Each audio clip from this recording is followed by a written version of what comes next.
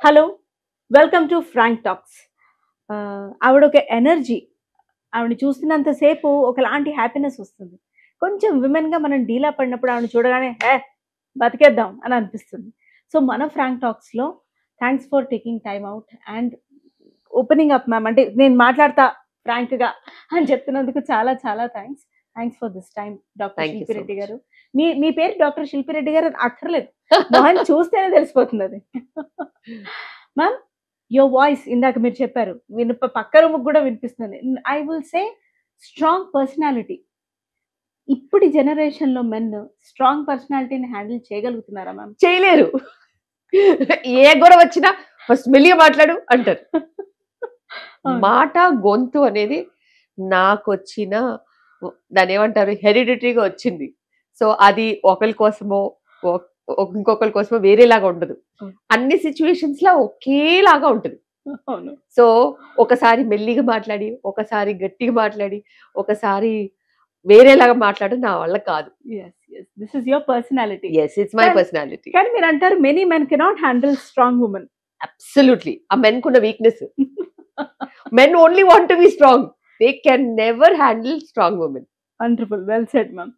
Having said that, నేను అడుగుతాను, ఇప్పటి విమెన్లో ఇలా మెన్ని చూస్తూ, సొసైటీని చూస్తూ, పర్సనాలిటీస్ని చూస్తూ సెన్సిటివిటీ తగ్గింది అని అంటే మీరేమంటారు? Absolutely true. ఎందుకంటే women were never like this before. ఇంకో ఆ లైఫ్ లో డక్కా ముక్కి తిని తిని తిని కంచులాగా అయిపోయారు. Because they don't have anything else to bear. So వాళ్ళు అలా స్ట్రాంగ్ గా ఉంటేనే వాళ్ళు బతకగలుగుతారని అర్థం చేసుకుని చాలా మంది women have become like that. Otherwise women ఎంత మంచిగా అంటే ఒక రకమైన సాఫ్ట్నెస్, సెన్సిటివ్నెస్, ఆ జెంటిల్నెస్, ఆ way of you know life, understanding, adjustment, ఇవన్నీ కూడా నిజంగానే they very beautiful aspects of a women. But to live with that aspects you need that nurturing environment కదా. అంత మంచి నర్చరింగ్ ఒకప్పుడు ఉండిందబ్బా. ఉండిందా మ్యామ్? నిజంగా పాతకాలంలో ఉండింది. Okay. So they was a beautiful nurturing environment where women was the entire master of the house. Okay. Yet she was so sensitive for the husband that she used to just melt in front of the husband. This was true. But what the world has done on the name of women empowerment is it has made women stronger, more communicating, at times demanding, at times talking, వాళ్ళ views, ideas, perspectives, వాళ్ళ voice వచ్చేసరికి that strong personality flavour తగిలింది కదా. Flavour తగిలిన తర్వాత ఎవ్వరూ ఆగలేరు. And ఒక competitiveness వచ్చిన తర్వాత then there's nobody soft and smooth and all that. Our competitiveness makes everybody into that strong personality. Correct. Competitiveness బయట ఉంది, స్ట్రాంగ్ పర్సనాలిటీ అయ్యాం, బాగుంది. అన్ఫార్చునేట్లీ మోర్ దెన్ 90% ఆ కాంపిటేటివ్నెస్ ఇంట్లోనే ఉంది. చాలా. With parents, with siblings, with husband, with children also. yes. So అది true. Survival mode లో మనం బతకాల్సిన పరిస్థితి ఏమిటి madam? Always in the survival mode. ప్రపంచము ఇండస్ట్రియలైజేషన్, గ్లోబలైజేషన్ అంటారు కదా. ఫ్యామిలీ కూడా అలాగే ఏదో ఒక ఐజైజేషన్ అయిపోయింది. సో ఈ గ్లోబలైజేషన్, ఈ కల్చర్ లో ఎవ్రీబడి ఆ ఫాస్ట్ ట్రాక్ ని అందుకోవడానికి, దాని తర్వాత ఒక రోజు అనేది ఇలాగే ఉండాలి, ఇలాగే జరగాలి, జాబ్స్, ఫ్యామిలీ అన్ని బ్యాలెన్స్ చేస్తూ వెళ్ళేసరికి ఇంకేంటి మెకానికల్. అవును, అవును. చాలా చాలా చాలా మెకానికల్ అయిపోయింది. ఎక్కడో ఎమోషన్స్ వెనకబడిపోయాయి కదా మేడం. చాలా. పండగ పబ్బ వస్తే తప్పితే ఇమోషన్ అనేది లెక్క చూసుకునే పరిస్థితి కూడా లేదు. అవును. ఎస్. సరే, ఇది ఇది మనం ఇది చాలా డిబేటబుల్. ఎగ్జాక్ట్లీ. ఇది ఇట్ విల్ గో ఆన్. సరే చిన్న బ్రేక్ వేస్తే నేను కాస్త ఫుడ్ మీదకి తీసుకొస్తా. Food is a basic emotion కదా మ్యామ్. ఎన్ని ఎమోషన్స్ ఎటుపోయినా ఫుడ్ అయితే బేసిక్ ఎమోషన్. అందుకే ఇంత రెస్టారెంట్స్, ఇంత టైప్స్ ఆఫ్ ఫుడ్స్, అసలు విచిత్రమైన ఫుడ్ ఆప్షన్స్. కానీ ఈ ఫుడ్ ఇలా రకరకాలు తింటూ ఎక్కడో సరిగ్గా తినక మన మీద అంటే హెల్త్, విమెన్ హెల్త్ మీద, గర్భధారణ మీద నెగిటివ్ ఇంపాక్ట్ ఏమైనా చూపిస్తూ ఉందా? చాలా నెగటివ్ ఇంపాక్ట్ ఉంది. అండ్ ఇది ఫ్రాంక్ టాక్ కాబట్టి నేను నీకు నిజంగా ఫ్రాంక్ గా పచ్చిగా చెప్పాల్సిన పరిస్థితి వచ్చింది. చెప్పండి. Sunaina, world has gone to the dogs. అరే ఎందుకంటే ఒక ఉమెన్ ప్రెగ్నెంట్ అవ్వాలన్నా రకరకాల జబ్బులు ఉన్నాయి. పీసీఓడి ఏంటి, ఎండోమెట్రియోసిస్ ఏంటి, ఫైబ్రాయిడ్స్ ఏంటి, రకరకాల ప్రాబ్లమ్స్. ఎగ్ క్వాలిటీ బ్యాడ్ ఉంది, స్పర్మ్ క్వాలిటీ అయితే ఇంకా చెప్పనే వద్దు, అది పీక్ లెవెల్లో బ్యాడ్ అయిపోయింది. సో ఇంత bad quality of egg and sperm తో ప్రెగ్నెన్సీస్ రావడమే కష్టమైంది. ఓకే, వచ్చిన ప్రెగ్నెన్సీ కూడా ఇదర్ మిస్క్యారేజెస్ అవుతున్నాయి, ఆర్ ఇదర్ సమ్ అబ్నార్మాలిటీస్ ఉంటున్నాయి, ఆర్ బ్లీడింగ్, స్పాటింగ్, లో ప్లసెంటాస్, ప్లాసెంటల్ ప్రాబ్లమ్స్, బీపీలు రావడం, షుగర్ రావడం ప్రెగ్నెన్సీలో. అండ్ బీపీలు షుగర్లే కాకుండా ఏదైతే బ్లడ్ సప్లై చెయ్యాలో ప్లసెంటా, దాని ఫంక్షనే బ్యాడ్ అయిపోయింది. ఒకప్పుడు మంచి ప్లాసెంటాస్ ఉండేవి, ఎంత బాగా సపోర్ట్ చేసేదో ప్రెగ్నెన్సీని, మంచిగా అందంగా హెల్దీగా పన్నెంటి బిడ్డ చేతిలో వచ్చేవాడు. కానీ ఇప్పుడు ఏ ప్రెగ్నెన్సీకి కూడా నేను చెప్తున్నాను చేతికి బేబీ వస్తుందని గ్యారంటీ లేకుండా పోయింది. Because placenta is showing up a lot of insult, environmental insult, food insults, wrong food, diabetes, on insulin, on certain medications మీద ఉండి కంట్రోల్లో లేనప్పుడు బేబీ డెలివరీ అయిన తర్వాత కూడా ఎప్పుడు బేబీ బతికుంటుంది, ఎప్పుడు బేబీ చనిపోతుందో కూడా చెప్పలేని పరిస్థితికి వెళ్ళిపోయాం. ఈ పాస్ట్ 1 year లోనే తీసుకుందాం ma'am. Last 3 years has been horrible. Very much traumatic. ఎందుకంటే యాజ్ డాక్టర్స్ ఎందుకు ఇలా జరిగిందంటే నేను ఏం చెప్పాలి? నిన్నటికి నిన్న పోస్ట్ దీపావళి చెకప్స్ స్టార్ట్ చేశాం కదా. 1 woman pregnant, just 4th month, she gained 7 kgs in 3 weeks. Imagine what all she ate. నేను ఎట్లా ఇంకే బతికేది చెప్పు? తను తినేదేంటి, పక్కన వాడు తినిపించేదేంటి? Exactly. పెద్దవాళ్ళు అది ప్రేమ కాదు, అది చాలా హారబుల్ సిచ్యువేషన్. అంటే ఈ ప్రెగ్నెన్సీస్ లో ఈ అంటే 50 kilos వాళ్ళు 80, 90, 95 అవుతే what are the complications ma'am? అంటే లాట్ ఆఫ్ కాంప్లికేషన్స్ ఉన్నాయినా. కాంప్లికేషన్సే కాదు, బేబీ రిలేటెడ్ కాంప్లికేషన్సే కాదు, మదర్ రిలేటెడ్ కాంప్లికేషన్స్ కూడా ఉంటాయి కదా. షుగర్లు, బీపీలు, ఒబేసిటీతో ఫ్యూచర్ ఏముంటుంది? ఫ్యూచర్ లో ఏముంటుంది? ఇంకేముండదు. క్యాన్సర్లు అవి తప్పితే రకరకాల క్యాన్సర్లు, మనం బ్రెస్ట్ క్యాన్సర్ ని 4 ఇంతలు చేసాము, సర్వైకల్ క్యాన్సర్ ని 4 ఇంతలు చేసాము, బ్లడ్ క్యాన్సర్స్ ని 10 times చేసాము. ఏం చేస్తాము మరి? ఫుడ్ తోనే ఇలా జరుగుతుంది. అండ్ పుట్టిన బేబీస్ సర్వైవ్ అవ్వట్లేదు. బికాస్ లోపట నీకు హై షుగర్ ఎక్స్పోజర్ ఉంటే నీ హార్ట్ సరిగా ఫంక్షనింగ్ ఉండదు. నీకు డెలివరీ అయిన తర్వాత షుగర్ కంట్రోల్ ఉండదు, బేబీకి లో షుగర్స్ పడుతూ ఉంటాయి, కాల్షియం లెవెల్స్ డ్రాప్ అవుతూ ఉంటాయి, జాండిస్ లెవెల్స్ ఎక్కువ అవుతూ ఉంటాయి, కార్డియాక్ ఫంక్షన్ తగ్గిపోతూ ఉంటుంది. అది డెలివరీ అయితే తప్పితే తెలియదు. ఎందుకంటే లోపట రెడీమేడ్ గా బేబీకి బాగా క్యాలరీస్ అలవాటు అయిపోతున్నాయి కదా. అప్పుడు లోపట రెడీమేడ్ మదర్ సర్క్యులేషన్ ఉంటుంది కాబట్టి, ఫీటల్ సర్క్యులేషన్ ఉంటుంది కాబట్టి అప్పుడు తెలీదు.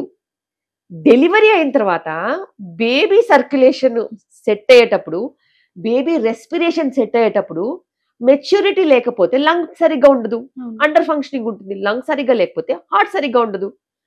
మరి ఎలా? అప్పుడు ఎలా చెప్తాము? మా పక్కింటి వాళ్ళకి మంచి బేబీ ఉండింది, నా ఎదురింటి వాళ్ళకి మంచి బేబీ ఉండింది, మా అక్కకు బాగుండింది, మా చెల్లెకి బాగుండింది, నాకేం బాగుంది. మరి నీకు షుగర్ ఉంది, 10 ఏళ్ళు 12 ఏళ్ళ నుంచి షుగర్ పెంచేసుకుని, షుగర్ ఇంజెక్షన్స్ తీసుకుని, ఇన్సులిన్ తీసుకుంటే నీ బేబీ డెలివరీ అయిన తర్వాత మంచిగా ఉంటుందని ఎలా ఉంటుంది? ఇన్ఫెంట్ డెత్ సిండ్రోమ్స్ ఎక్కువైపోయాయి. ఏమీ తెలియకుండా ఇంట్లో మార్నింగ్ బేబీ అలైవ్ ఉండదు. ఇలాంటి పరిస్థితి కూడా ఉంది. ఒకప్పుడు ఎప్పుడో పాలు ఆస్పిరేట్ అయ్యి ఇలా ప్రాబ్లమ్స్ తో వచ్చేవాళ్ళు. కానీ ఇప్పుడు ఆ ప్రాబ్లమ్స్ కాదు, ఈ ప్రాబ్లమ్స్ ఎక్కువైపోయినాయి. సో అన్నోన్ ప్రాబ్లమ్స్, చాలా చాలా అన్నోన్ ప్రాబ్లమ్స్. వై అంటే సమాధానం చెప్పడానికి లేదు. ఇంత పొల్యూట్ అయిపోయింది. ఎగ్జాక్ట్లీ. చాలా సార్లు ఏమనుకుంటారు తెలుసా జనాలు, నార్మల్ డెలివరీ బదులు సిజేరియన్ చేసుంటే నా బేబీ బాగుండేది అనుకుంటారు. సిజేరియన్ చేసినా అదే పరిస్థితి ఉంది. సిజేరియన్ చేసినా కూడా అదే పరిస్థితి ఉంది.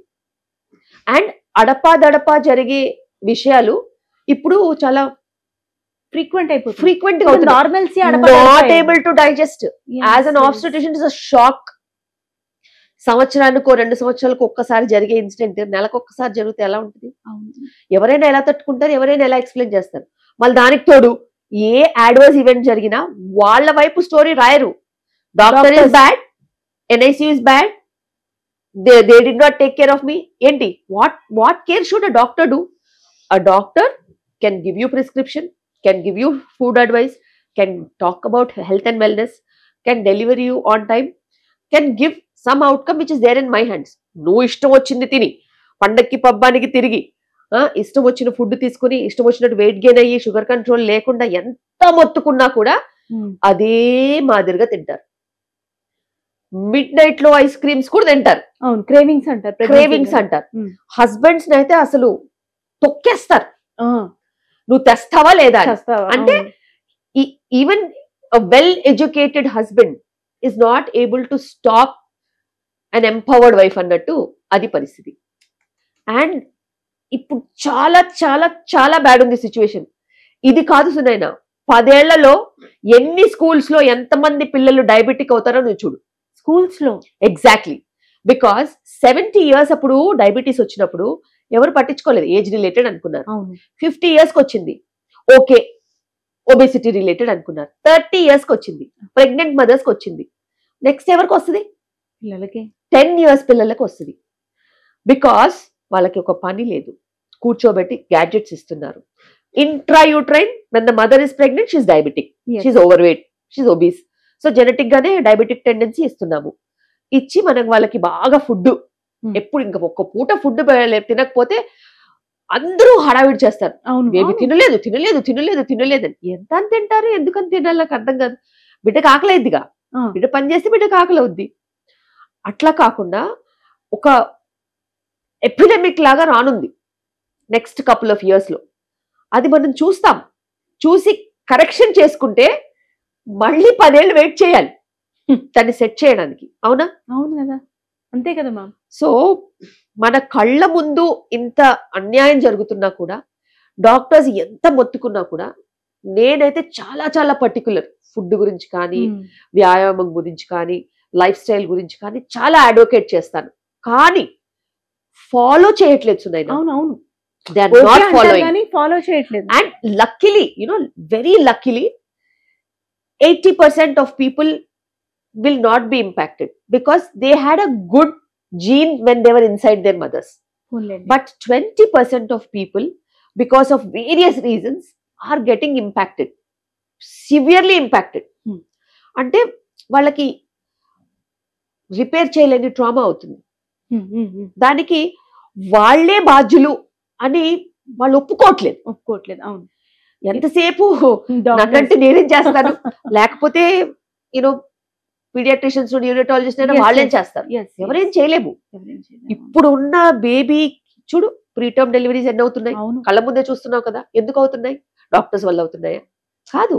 మల్టిపుల్ ప్రెగ్నెన్సీస్ ఉండొచ్చు, షార్ట్ సర్విక్స్ ఉండొచ్చు, వీళ్ళు తిరిగే తిరుగుళ్ళకు ఉండొచ్చు, లేకపోతే ఇన్కాంపిటెన్స్ ఉండొచ్చు, స్ట్రక్చరల్ అబ్నార్మాలిటీస్ ఉండొచ్చు, ఎన్నైనా ఉండొచ్చు. సో కొన్ని ఆపలేంగా. తినొద్దు అంటే తింటారు, తిని ఇన్ఫెక్షన్స్ తెచ్చుకుంటారు. హై షుగర్స్ వల్ల, ఇన్ఫెక్షన్ వల్ల సర్విక్స్ ఓపెన్ అవుతుంది. అది యూరిన్ ఇన్ఫెక్షన్ అయినా ఉండొచ్చు, వెజనల్ ఇన్ఫెక్షన్ అయినా ఉండొచ్చు. One of the reason. So హెల్తీగా ఉండడం అనేది నిజంగా ఒక చాయిస్. ఇక్కడ నేను ఒక పాజ్ మ్యామ్. ప్రెగ్నెన్సీ టైంలో క్రేవింగ్స్ ఏదైనా ఫుల్ఫిల్ చేసుకోవాలి, లేకపోతే పుట్టే బిడ్డకి చీమ్ గారితో పుడతాడు. లేదు మేడం, పెద్దడా? సో ఇప్పుడు పుడతారా లేదా అన్న టెన్షన్ లో నేనుంటే ఇంకా వాళ్ళ కోరికలు అంటే చెప్పనే వద్దు. ఇది వినిపిస్తున్నాయి మ్యామ్. మీకు ఏ క్రేవింగ్స్ ఉన్నా తినేయాలి, ఏం తినాలనిపించినా తినేసేయాలి. డెలివరీ తర్వాత పచ్చం ఉంటుంది. పెద్దవాళ్లే చెప్తున్నారు చాలా ఇళ్లలో. డాక్టర్స్ మీకు తెలియదు కాదు, వాళ్ళకి ఏం తెలియదు. మళ్ళీ డెలివరీకి డాక్టర్సే కావాలి, ప్రాణం మీదకి వస్తే డాక్టర్సే కావాలి. కానీ ఇంట్లో చెప్పేవాళ్ళు ఇలా ఉన్నారు, కొంతమంది ఉన్నారు, నేను చూసా. దీనికి క్రేవింగ్స్ కి అది తినకపోతే బిడ్డ బాధపడుతూ పుట్టడానికి ఏమన్నా సంబంధం ఉందంటారా? అస్సలు అలాంటి సంబంధాలు ఏవి ఉండవు. సి ఒకప్పుడు మేబీ 14, 15, 16, 18 ఇయర్స్ లోపే డెలివరీస్, ప్రెగ్నెన్సీస్ అయిపోయేవి. ఎంత ఉండేవాళ్ళు నాకు తెలుసు కదా. నేను 2001 నుంచి డెలివరీస్ చేస్తున్నాను. 35-40 కేజీస్ ఉండేవాళ్ళు ఉండేనా. వావ్. సో 35-40 కేజీస్ తో నీ ఓపీడీకి ఎవరన్నా వస్తే, అమ్మ తిను, బాగా తిను, కొంచెం మీ అమ్మాయికి ఫుడ్ పెట్టండి, ఏదో రకంగా ప్రోటీన్ ఉండాలి, లేకపోతే క్యాలరీస్ ఉండాలి, 4 ముద్దలు ఎక్కువ తినిపించండి, ఒక స్వీట్ పెట్టండి, ఇలా నా నోట నేను చెప్పిన రోజులు ఉన్నాయి. ఓకే. ఉన్నాయి. 2001 టైంలో 2001 నుంచి లాస్ట్ 7 ఇయర్స్ ముందు వరకు కూడా చెప్పారు. 2001 నుంచి నేను ఎప్పుడైతే ప్రాక్టీస్ మొదలు పెట్టానో అప్పటి నుంచి కొంచెము ఫుడ్ బాగా తిను, ఎక్కువ తిను, 4 ముద్దలు ఎక్కువ పెట్టండి, కొంచెం ఫ్రూట్ ఇవ్వండి, దాని తర్వాత రైస్ కొంచెం ఎక్కువ శాంపుల్ కొంచెం ఇవ్వండి, పప్పు కొంచెం ఎక్కువ ఇవ్వండి, ఇలా తిను తిను తిను అని 15 సంవత్సరాలు చెప్పాను. ఇప్పుడు అదే నేను ఇదే చైర్, వేరే హాస్పిటల్, వేరే సిటీ, అంతే. తినొద్దు, కాస్త తిను, కొంచెం తిను, స్మాల్ పోర్షన్స్, ప్రోటీన్ తీసుకో, పిండి పదార్థాలు కాస్త తగ్గించు, పప్పు పదార్థాలు కాస్త పెంచు, తిన్న తర్వాత ఒక అరగంటకి వాకింగ్ చేయి. సో ఇలా ఎన్నో రకాల చేంజెస్ చెప్పాల్సిన పరిస్థితి వచ్చింది. అండ్ ఇదే పెద్దవాళ్ళకి ఎలా చెప్తాము, బికాస్ వాళ్ళు చూసిన ప్రపంచం వేరు, కంప్లీట్ గా. ఇప్పుడున్న ప్రపంచం వేరు. వాళ్ళు చూసినప్పుడు వాళ్ళ కోడళ్ళు అయితేనేమి, కూతుర్లు అయితేనేమి, ఎంతో మందికి ఒక 10-15 మంది ఉమ్మడి కుటుంబానికి పనిచేసి, మిక్సీలు లేకుండా, వాషింగ్ మిషన్స్ లేకుండా, పెద్ద పెద్ద ఇళ్ళు, వాకిళ్ళు చూసుకుని, ఎన్నో రకాల కష్టతరమైన పనులు కూడా చేసి, పిండి వంటలు కానీ వడియాల దగ్గర నుంచి ఎన్నో రకాల సీజనల్ థింగ్స్ చేస్తూ తిన్న ఫుడ్ అంతా అరగదీసి డెలివరీకి అసలు ఇంట్లోనే డెలివరీ అయిపోయేవాళ్ళు. అవునా కదా? అవును. సో ఇప్పుడున్న పరిస్థితి ఏంటి? ఇప్పుడు చేయడానికి పని లేదు, except for brain work, finger work and mixie అయినా మిషన్ గా మనం స్టార్ట్ స్టాప్, వాషింగ్ మిషన్ అయినా స్టార్ట్ స్టాప్, మెయిడ్స్ ఉన్నారు, ఇలా రకరకాల గ్యాడ్జెట్స్ వచ్చేసాయి. చిన్న చిన్న పల్లెటూర్లలో కూడా గ్యాడ్జెట్స్ వచ్చేసాయి, మిక్సీలు అన్ని చోట వచ్చేసాయి, వాషింగ్ మిషన్స్ కొనుక్కునే వాళ్ళు కొనుక్కుంటున్నారు, చిన్న ఫ్యామిలీస్ అయిపోయాయి, 10 మంది బట్టలు ఎన్ని ఉంటాయి, ఇద్దరికి ఎన్ని ఉంటాయి. సో అలా పని బాగా తగ్గిపోయింది. పని తగ్గిపోయింది కానీ వెరైటీస్ ఆఫ్ ఫుడ్ చూడు, నువ్వే ఆలోచించు. 20 ఇయర్స్ బ్యాక్ అన్సీజనల్ గా ఏదైనా దొరికేదా? లేదు, దొరికేది కాదు. సో అన్సీజనల్ గా దొరకనప్పుడు ఏది దొరికితే అదే తినేవాళ్ళు కదా. చాలా లిమిటెడ్ గా తినేవాళ్ళు. అదే అని ఆర్భాటాలకు పోయి ఏవో చేసుకుని తినేవాళ్ళు కాదు. బడ్జెటెడ్ హౌసెస్ ఉండే, ఇది రేషన్ ఇంతే తినాలి, ఈ పండక్కి ఇది వండుకోవాలి, ఈ సీజన్ లో ఇది దొరుకుతాయి. ఇప్పుడు అలా ఉందా? నీకు షాప్స్ మీద షాప్స్, సేవరీస్ ఉన్నాయి, స్వీట్స్ ఉన్నాయి, ఫ్రూట్స్ అయితే ఇంక నేను చెప్పనే వద్దు. ఇంకా ప్రెగ్నెంట్ అయిపోయామంటే కనీసం ఒక 6 వెరైటీస్ ఆఫ్ ఫ్రూట్స్ ఎవ్రీడే పెడుతున్నారు. అసలు అది అవసరమా లేదా కూడా ఆలోచించట్లేదు. అండ్ ఫ్రూట్స్ 6 వెరైటీస్ పెడితే ఎగ్జాక్ట్లీ ఇది తినాలి, అది తినాలి, అది తినాలి, అది తినాలి, ఇదొకటి కలర్ కి, ఇదొకటి బ్రెయిన్ కి, ఇదొకటి బాడీకి, ఇదొకటి దీనికి అనేసి సపరేట్ గా అవును చేసేసి అలా పెడుతున్నారు. అలా పెట్టినప్పుడు మరి దాంతో వచ్చే స్థూలకాయ సమస్యలు ఏంటివి, దాంతో వచ్చిన ప్రాబ్లమ్స్. అస్సలు ప్రెగ్నెన్సీలో ఇన్సులినే పనిచేయదు, ఇన్సులిన్ రెసిస్టెన్స్ ఉంటుంది. మన సౌత్ ఏషియన్స్, ఇండియన్స్ కి అదొక జీన్ ఉంది. సో మనకి ప్రెగ్నెన్సీలో డయాబెటీస్ వచ్చే టెండెన్సీ ఉంది. దాని మీద చూడు ఇప్పుడు దొరికే unseasonal varieties, fast food centres, fruits varieties, vegetable varieties, ఏదైనా కూడా there are hundreds of options. అయ్యో. అండ్ పల్లెటూర్లలో కూడా నూడిల్ సెంటర్స్ వెళ్ళిపోయినాయి. పల్లెటూర్లలో కూడా everything is available now. And ఎంత నెట్వర్క్ అయిపోయిందంటే food is no more a luxury, it's a choice for everybody.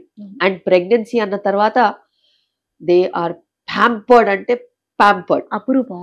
Most of them. There are people who are struggling, there are people who have no food 2 times a day. అలాంటి వాళ్ళు కూడా ఉన్నారు. So both ways ఉన్నాయినా, both ways it's malnutrition, undernutrition, overnutrition. So India is battling both ways, not able to balance anywhere. Absolutely no balance anywhere. Either it is undernutrition or overnutrition.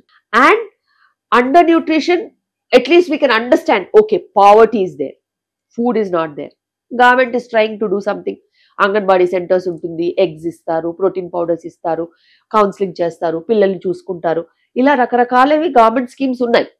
Vitamins ఇస్తారు, government హాస్పిటల్కి వెళ్తే scans అవన్నీ చేస్తారు, checkups చేస్తారు, free deliveries చేస్తారు, ఇవన్నీ చేస్తారు. నా వాళ్ళకి ఒక ఐడియా అన్న ఉంటుంది. But about the other segment వాళ్ళకి ఐడియా ఉన్నా కూడా అదొక వేస్ట్ ఐడియా. ఇక్కడ రూమ్ లో ఎంత బాగా వింటారు, ఫ్యామిలీ వింటారు, కానీ రూము బయటికి వెళ్ళగానే ఆ రోడ్డు మీద 1 లీటర్ కొబ్బరి బొండం తాగుతారు. అవసరం ఏంటి? నువ్వు సెంట్రలైజ్డ్ ఏసీ లొకేషన్కి వచ్చావు. నువ్వు ఎలా వచ్చావు? కార్లో వచ్చావు. నువ్వు కార్లో నుంచి దిగావు, ఏసీ ఉంది అందులో, ఏసీ లోపలికి వచ్చావు. నువ్వు మాక్సిమం ఏం చేసావు? అక్కడ ఏదైనా స్కాన్ రూమ్కి వెళ్తావు, అక్కడ ఏసీ ఉంటుంది. నా రూమ్కి వస్తావు, ఇక్కడ ఏసీ ఉంటుంది, బయట ఉంటుంది. నువ్వు కొబ్బరి నీళ్ళు తాగాల్సిన అవసరం ఏముంది? అది కూడా 1 లీటర్. ఎందుకు తాగాలో కూడా తెలియదు. డిహైడ్రేషన్ కి తాగుతారు కదమ్మా. డీహైడ్రేషన్ కి నేను నా ఓపీడీలో డిటాక్స్ వాటర్ పెట్టా. అన్నో ఎన్నో కూరగాయలు వేసి కొన్ని చియా సీడ్స్ వేసేసి వాటర్ పెట్టా. అలా ఇంట్లో చేసుకోండి అని చెప్పా. నువ్వు అది తాగుతావు, బయటికి వెళ్ళగానే 1 లీటర్ కోకోనట్ వాటర్ తాగేసి 1 లీటర్ కోకోనట్ వాటర్ పార్సల్ తీసుకెళ్తావు. సో నేను చెప్పిన సోదంతా ఇంకా ఎందుకు, దేనికి పనికొస్తుంది? ఎగ్జాక్ట్లీ, పార్సల్ కూడా. ఓకే, అది అది లేనప్పుడు ఆ పక్కనే ఈ రెస్టారెంట్ ఆ రెస్టారెంట్ లో, మా పక్క బిల్డింగ్ లో 15 రెస్టారెంట్లు ఉన్నాయి, అక్కడే భోంచేసి వెళ్తారు ఫ్యామిలీ అంతా. సో నేను ఇంకా ఏం చెప్పినట్టు వాళ్ళు ఏం పాటించినట్టు. అండ్ ఇప్పుడు ఉన్న పరిస్థితిలో బేబీ అవుట్కమ్స్ బ్యాడ్ అయినా, మదర్ అవుట్కమ్స్ బ్యాడ్ అయినా ఎవరు రెడీ లేరబ్బా ఆలోచించడానికి, ఎందుకైందని ఆలోచించడానికి. అందరూ మమ్మల్ని నిలదీస్తారు తప్పితే నేను వాళ్ళని నిలదీస్తే వాళ్ళు ఎక్కడ నిలబడతారు? కరెక్టే. Very difficult madam. Very difficult. Set that ఈ విమెన్ మీద ఫ్యామిలీ ఇంపాక్ట్ అంటే, ఫర్ ఎగ్జాంపుల్ ఇప్పుడు మీరు మన టాక్ విని ఒక 10 మందో 20 మందో 30 మందో ఇక నుంచి నేను ఆల్టర్ చేసుకోవాలి నా లైఫ్ అనుకున్నా, ఇది చెయ్యి అనే దానికన్నా ఇది చెయ్యొద్దు అని చెప్పే వాళ్ళ సంఖ్య ఎక్కువైపోయింది. అంతే, విషయాలు కూడా అలాగే ఉన్నాయి. సో వీళ్ళ ఇన్ఫ్లుయెన్స్ నుంచి విమెన్ తప్పించుకొని వాళ్ళని వాళ్ళు మెంటలీ ఫిజికలీ కాపాడుకోవాలంటే ఏం చేయాలి? పెద్ద క్వశ్చన్ ఇది. అందరికీ ఒక చాయిస్ ఉంటుంది. ఓకే, మనకి ఎప్పుడు అందరు చెప్తూ ఉంటారు కదా, ఒకటి హార్డ్ రూట్ ఉంటుంది, ఒకటి ఈజీ రూట్ ఉంటుంది. ఈజీ రూట్ తీసుకుంటే ఎక్కడో దగ్గర పడతావు, దాంట్లో ఏదో ప్రాబ్లం వస్తుంది. కానీ డిఫికల్ట్ రూట్ తీసుకున్న, ఆ రూట్ దూరం అయినా, ఆ రూట్ కష్టమైనా, ఆ రూట్లోనే నువ్వు గమ్యానికి వెళ్తావు.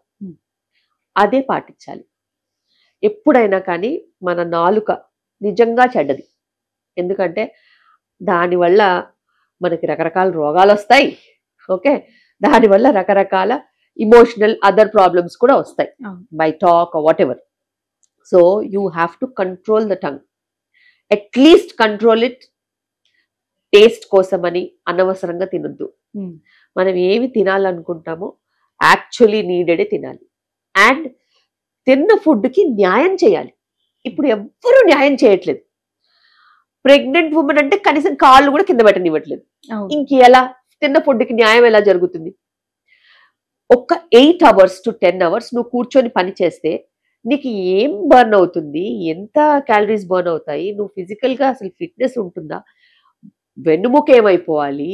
కూర్చొని కాళ్ళల్లో వారికోస్ వెయిన్స్ అయిపోతాయి. నీకు చాలా ఇబ్బంది అవుతుంది, డైజెస్టివ్ ఇష్యూస్ వస్తాయి, స్ట్రెస్ అవుతుంది. అంతసేపు స్క్రీన్ చూస్తే ఎంత ఇబ్బంది అవుతుంది. సో ఇవన్నీ కూడా వాళ్ళు ఆలోచించాలి.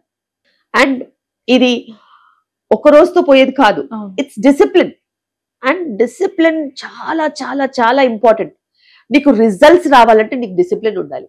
అండ్ డిసిప్లిన్ 1, 2, 3 months ఉంటే రాదు రిజల్ట్, కన్సిస్టెంట్ గా ఉండాలి. సో అందుకే మేము చెప్తాం, anybody who's actually planning pregnancy as a couple, ఒక 1 year first you should detox your self. Digital detox తో పాటు ఫుడ్ డీటాక్స్ కూడా important, emotional detox important. Vulnerable ఉంటారు చాలా మంది, చిన్నది ఉన్నా కానీ అంత ఆలోచిస్తారు. అంత అవసరమా? ఇప్పుడు ఉన్న ప్రపంచంలో, ఫాస్ట్ మూవింగ్ ప్రపంచంలో నువ్వు సెన్సిటివ్ ఉంటే ఎవరు అందరూ అడ్వాంటేజ్ తీసుకుంటారు. Right. So you have to be emotionally physically strong. అలా స్ట్రాంగ్ గా ఉంటేనే మనం బతకగలుగుతాం. అండ్ మనకి మనకు ఒక మంచి దారి తెలుసు. పక్కింటి వాళ్ళకి అదే దారి తెలాల్సిన అవసరం ఉందా? లేదు. ఫ్రెండ్స్కి ఉందా? కజిన్స్కి ఉందా? గ్రాండ్ పేరెంట్స్కి ఉందా? లేదు. వాళ్ళ లైఫ్ వాళ్ళు చూసింది వాళ్ళ ఇష్టం. సో నీకు కరెక్ట్ అనిపించిన దారిలో నువ్వు వెళ్ళాలి. What ever your doctor says, whoever is your personal coach, నీకు కరెక్ట్ అని నీ బాడీకి, నీ మైండ్కి, నీ సరౌండింగ్స్కి కరెక్ట్ అన్నది నువ్వు చేయాలి. ఇంకా మిగతా వాళ్ళందరూ ఇన్వాల్వ్ అయిపోయి ఇది కాదు అది కాదు అలా చేయాలి ఇలా చేయాలని 100 మంది ఉంటారు ఇన్ఫ్లుయెన్సర్స్ ఇన్స్టాగ్రామ్ లో ఓపెన్ చేస్తే. ఒకే దాని మీద ఎగ్ గుడ్ అంటాడు ఒకడు, బ్యాడ్ అంటాడు ఒకడు, ఎల్లో తినాలంటాడు ఒకడు, వైట్ తినాలంటాడు ఒకడు, అసలు తినొద్దు అంటాడు ఒకడు, క్యాన్సర్ వస్తుంది అంటాడు ఒకడు, చైనీస్ ఎగ్స్ అంటాడు ఒకడు. ఏంది గోల. సో వింటూ పోతే అన్నిటి మీద డిఫరెన్స్ ఆఫ్ ఒపీనియన్ వస్తుంది. కానీ నీ లైఫ్ స్టైల్ ని బట్టి నీ చాయిసెస్ ఉండాలి. నువ్వు మంచిగా పని చేసేదాన్ని అనుకో, నువ్వు రైస్ తిని ఎవడొద్దున్నాడు? నువ్వు ఏ పని చేయవు, ఓన్లీ సాఫ్ట్వేర్ ఇంజనీర్ కూర్చుని పొద్దున్న సాయంత్రం కూర్చున్నావు, నువ్వు రైస్ తినొద్దు, మిల్లెట్స్ తినాలి. So it depends. Understanding women's body, మన బాడీని మనమే అర్థం చేసుకోవాలి. నీకు పీసీఓ ఉంటే నువ్వు వేరే డైట్ తీసుకోవాలి, నీకు పీసీఓ లేకపోతే వేరే డైట్ ఉండాలి, నీకు ఎండోమెట్రియోసిస్ ఉంటే వేరే డైట్ ఉంటుంది, ఫైబ్రాయిడ్స్ ఉంటే వేరే డైట్ ఉంటుంది. అలా that is important. So understanding అంటే ఉమెన్ సలహాలు వినకుండా ఫస్ట్ మనల్ని మనం కూర్చొని టెస్టులు అవసరమైతే చేయించుకొని మన బాడీ మనం అండర్స్టాండ్ చేసుకొని ఒక డాక్టర్ ని ట్రస్ట్ చేసి then we have to move ahead అంటారు మీరు. అంతే. ఓకే.